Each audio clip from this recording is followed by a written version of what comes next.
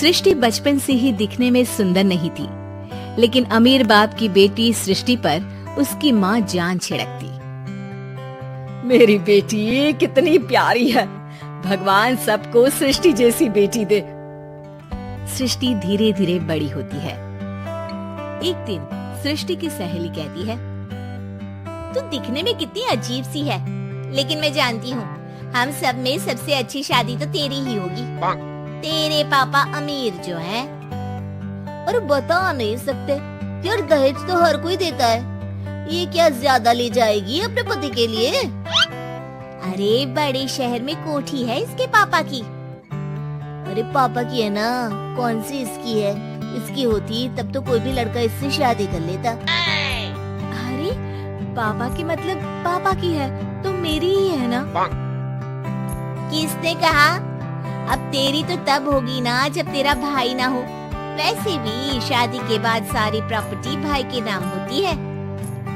सृष्टि समझ जाती है कि उसे किसी भी हालत में माँ बाप की सारी प्रॉपर्टी को अपने नाम करना है, लेकिन कैसे? एक दिन सृष्टि का भाई शीनू कहता है, बहन क्या कर रही है? तुझसे एक बात करनी है। अरे हाँ करना, मैं तो तेरी बहन हूँ। बहन मेरी लाइफ में ना एक लड़की है, बहुत अच्छी है। मैं सोच रहा हूँ माँ और पापा से बात करूँ शादी के लिए। सृष्टि को समझ में आ जाता है कि भाई की शादी होते ही भाभी उसे एक दिन भी घर में बर्दाश्त नहीं करेगी। क्या बात है भाई, बताना कौन है वो? यार वो बहुत अच्छी लड़की है, पढ़ी लिखी है, मेरे साथ जॉब भी करती है। बस एक प्रॉब्लम है। हाँ प्रॉब्लम? क्या प्रॉब्लम है भाई? यार वो शादीशुदा है, लेकिन उसके पति ने उसे सिर्फ इसलिए छोड़ दिया क्योंकि उसके माँ बाप दहेज नहीं दे पाए। सृष्टि ये सुनकर न जाने क्यों खुश हो जाती है। अरे भाई तो क्या हुआ, लड़की तुझे तो पसंद है ना?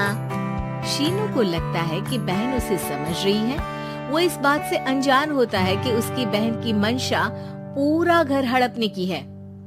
सृष्टि अपनी माँ से कहती है, मम्मी मुझे तो बहुत चिंता है। पता है शीनू क्या कर रहा है? अरे क्या कर रहा है? वो तो काम पर जाता है और वापस घर आता है। नहीं ना माँ, वो यही तो नहीं कर रहा, बाकी सब कर रहा है।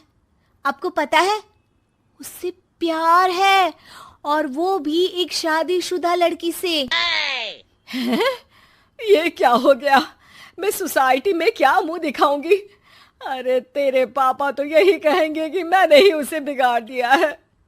माँ देखो, मेरी बात मानो, पापा पर भी विश्वास करने की जरूरत नहीं है। अब आप ही बताओ, पापा इतनी देर घर के बाहर रहते हैं क्यों? बोलो। अरे बेटा वो तो नौकरी करते हैं ना। तू बहुत भोली है माँ। पापा का ऑफिस तो 7 बजे खत्म हो जाता है, लेकिन देखो कितनी देर से आते हैं। अरे नहीं बेटा, ऐसी कोई बात नहीं है। सृष्टि माँ को एक औरत से बात करते पिता की फोटो दिखाती है। देखो माँ कैसे हैं पापा। मैं ना कहती थी कि पापा सही नहीं है। मैं तेरे पापा से बात करूंगी, दे फोटो मुझे। ओ माँ, वो तो डिलीट हो गई। लेकिन चल, तूने तो देख लिया ना। पापा से बाद में बात कर लेना, और हाँ मेरा नाम बिल्कुल मत लेना। हाँ माँ। अब क्या था, सृष्टि के माँ और पिता के बीच झगड़ा होना शुरू हो जाता है। सृष्टि के मन में क्या चल रहा था कोई नहीं जानता था। एक दिन, माँ सृष्टि के लिए एक लड़का देखा है, वो लोग शाम को उसे देखने आने वाले हैं। और हाँ माँ, एक खुशखबरी, मैं और पापा मिलकर एक नया बिजनेस ट्राई कर रहे हैं। शाम को लड़का आता है, सांवले रंग का। सृष्टि को तो बिल्कुल भी पसंद नहीं आता। लड़की की माँ कहती है, लड़की का चेहरा तो कोई खास नहीं, लेकिन अगर मेरे बेटे को आप लोग सेटल कर दें तो मैं उसकी शादी आपकी बेटी से करवा दूं। सृष्टि को लड़का बिल्कुल पसंद नहीं था। उसे भाई पर गुस्सा आ जाता है। लड़के वालों के जाने के बाद कहती है, माँ देखा शीनू मेरे लिए कैसा लड़का लेकर आया, न दिखाने लायक न सुनने लायक, सेटल भी नहीं, वो भी हम करे। अरे माँ मैं जानती हूँ ये मेरी शादी किसी भी घर में क्यों करवाना चाहता है? अरे कैसी बात कर रही है बहन, तूने तो देखा ना, लड़के को मैंने ही मना कर दिया तुझसे शादी के लिए। जिसने लड़का बताया था उसने उसकी बहुत तारीफ की थी। बात आई गई हो जाती है, लेकिन सृष्टि का मन शांत नहीं होता। क्या करूं, कुछ समझ में नहीं आ रहा। मेरी शादी हो गई तो ये लोग पूरी प्रॉपर्टी शीनू के नाम कर देंगे, मेरे हाथ तो कुछ लगेगा ही नहीं। तभी सृष्टि को आइडिया आता है। वो किसी वकील को फोन करती है। जी देखिए, अगर आपके मम्मी पापा का तलाक हो जाता है तो आपके पिता की आधी प्रॉपर्टी आपकी माँ के नाम हो जाएगी, फिर उसे वो किसी को भी दे सकती है। सृष्टि अब माँ को बेटे के खिलाफ भरती है। माँ, शीनू पर नजर रखा करो, वो जिस लड़की के प्यार में है ना वो शादीशुदा है। यहाँ आएगी, सारा पैसा रुपया जमीन जायदाद सब हड़प लेगी। पापा का भी हाल तुमसे छुपा नहीं है। ऐसा ना हो कि मैं और आप एक दिन सड़क पर भीख मांगे। हे भगवान, मैं तो जीते जी मर जाऊंगी अगर ऐसा हो गया तो। ऐसा हो गया नहीं माँ, ऐसा ही होगा। अभी समय है, आगे का सोच लो। मैं तो कहती हूँ पापा से आधी प्रॉपर्टी लेकर अलग हो जाओ।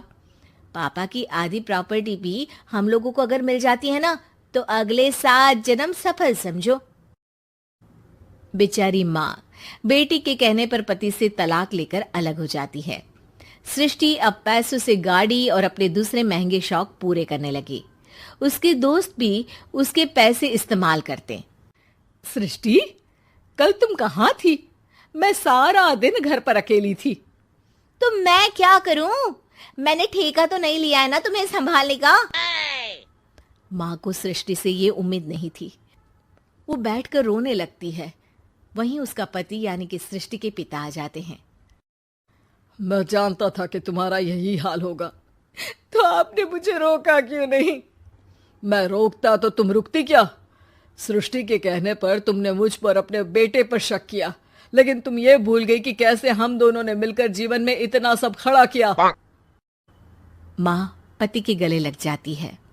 मुझे माफ कर दीजिए, मैंने आपकी कमाई का एक बड़ा हिस्सा गवा दिया। कोई बात नहीं, तुम साथ हो तो मैं ऐसी 7 प्रॉपर्टी खड़ी कर दूंगा। तभी वहां सृष्टि आ जाती है रोते हुए। माँ, मयंक ने मुझे छोड़ दिया। वो बोल रहा था जब तक मेरे पास पैसे थे तब तक ही वो मेरे साथ था। पापा, माँ, मुझे माफ कर दीजिए।